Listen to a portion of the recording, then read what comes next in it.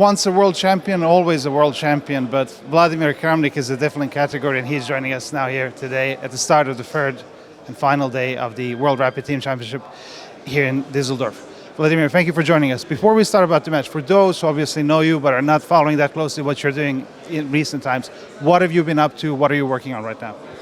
Well, I'm helping some people in chess, and I've recorded courses, quite many courses on Chessable. We also made a chess educational application, Chess Legends, together with Uefani and Darmen Sadvakasov. So it's a very good one, actually. I can recommend you to download it. And a couple of other projects outside of chess. So, and you see from time to time I'm playing a bit of rapid chess and blitz, not classical, but rapid. So what are the things outside of chess? Oh, that's, A secret project? Not really secret, but took too long to explain. I mean, also working with DeepMind, we are still working on some project, understanding AlphaZero. Well, long story, not for short interview, but also I'm visiting from time to time DeepMind. So by the sounds of all of this, you're not really a chess pensioner. A chess pensioner, not a pensioner, but definitely. But you're still working on a lot of things, so it's not like... I mean, I don't play, so that was the idea of our team, basically to get semi-retired or fully retired players, and 40 plus, that is... Yeah, by your last board, that's a bit... Well, the last board is, we have a couple of kids. That's the average is a bit important. But can one really retire?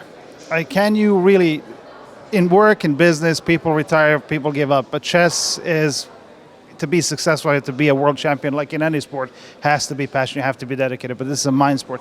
Can you really switch off? So since you've stopped playing professionally, sort of you stop, I guess, preparing, or do you still prepare? Do you still follow the novelties? What is kind of the... No, I don't even follow tournaments. I mean, I don't check games. Major tournaments like World Cup, I saw some games, but by far not all.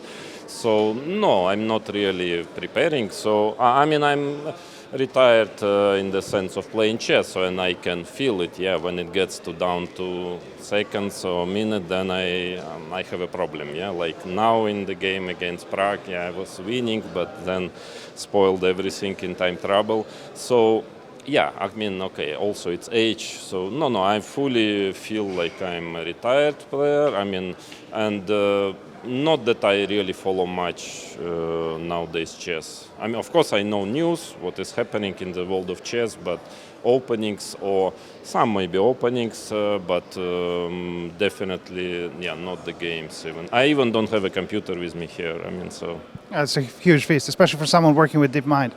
But you just mentioned the very tense game you had with Pragnanandra, and you said that's a generational divide there. Yesterday, I interviewed Fabiano Caruana, and we were talking a bit about the difference in generations. What do you make of this current generation in comparison to your generation? Obviously, the computers have made a difference, but what else is the difference? Well, it's a long story. They just think differently. They're much more concrete. They calculate extremely well and don't make too many unforced errors, much less than we did in our generation. But okay, chess is now advanced. Chess is different. So. But they're very good also. People like Prague or Gukesh and some others are very, very strong. So it's a little different. That's why it's maybe interesting for them to play us and for us to play them, because it's a different approach, a little bit different approach. They defend much better in general. Like you saw this game. Of course, it was, it was my fault mainly, but still, Prague, he was defending, he did what he could do, to try to save the game. So, it's a bit, chess is not the same anymore, It's different, not better, not worse, just different. So, it's hard to tell it, to formalize it in a couple of sentences. You've mentioned that obviously this generation, they're more concrete, they work with computers, they calculate fast and better. Some have argued that the computers have taken away some of the mystery from chess and some of the creativity. Are these players in that respect a bit less creative and less imaginative than your generation? No, I wouldn't say so. No, it's just that maybe strategically, our generation, not because we are better, just because it was the base of our play was strategy. Now, the base from the childhood, the talented players are more learning with computers, so it's more tactical. Yeah, so it's a different set of mind. So maybe in a strategical game, they have still something to learn from our generation, but definitely we could not calculate as well as they do nowadays. Even Kasparov, even the best players. Of course, the level of calculation, the precision is higher than at our times. Speaking about Düsseldorf in this event here, we have this different format where you have a woman player you have involved and also an amateur board. What do you make of this concept, and do you think this would improve the attractiveness of chess both for the media and to get more people involved? I like the format, yeah. Again, as an amateur myself, I like the format, and we have a very nice team. We're very friendly, and it's always nice to have an amateur, somebody. It's like a child, yeah, like a child in your family, so you're trying to help him, to give advices, rooting for him. Today, our last board finally scored the point. Christoph Baratia is a very good friend of mine. I knew he likes chess. He's really 1-7 player, but he is 2,800 violin player, one of the top 10 probably in the world. And so he came here, I invited him, so he's enjoying. No, it's great. It's a great atmosphere. Also, it's very well organized event. So everything is perfect. Only that, we still have chances, but of course we wanted to be in top places, but we are just not strong enough for it. And just one final point. You mentioned children, just to pick up on that. Obviously, we're now in a period of chess revival thanks to the Queen's Gambit and everything that happened. And a lot of people are teaching chess to their kids, and a lot of parents are also finding their way through chess. What would your advice be? What would be the mistakes to avoid when getting your child into chess? You mean getting... as a parent? You mean just to teach chess, not as a professional? Yeah, it's a different story. Yeah, just to introduce both, your child as a general part of general culture and as a useful thing to develop your mind and to develop certain qualities which will be helpful in life in future, or to be a professional player. That is something quite different. And if you want to take your child on a professional path, how is that to be done? What are the mistakes to avoid early as a parent? Well, the usual mistake is trying to force things, trying to get concrete results as quickly as possible. To put pressure on the child and to be very, to try to get it here and now. That is a very typical mistake of many parents because.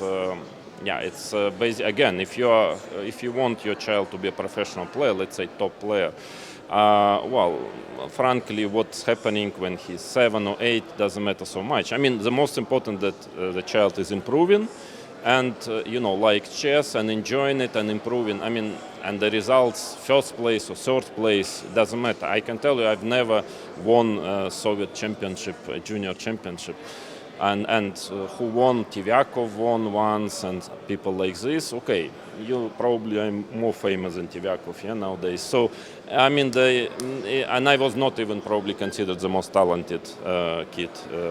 One of the, by the way, we just spoke today during breakfast with Peter. Just remember it sweetly, remember it times.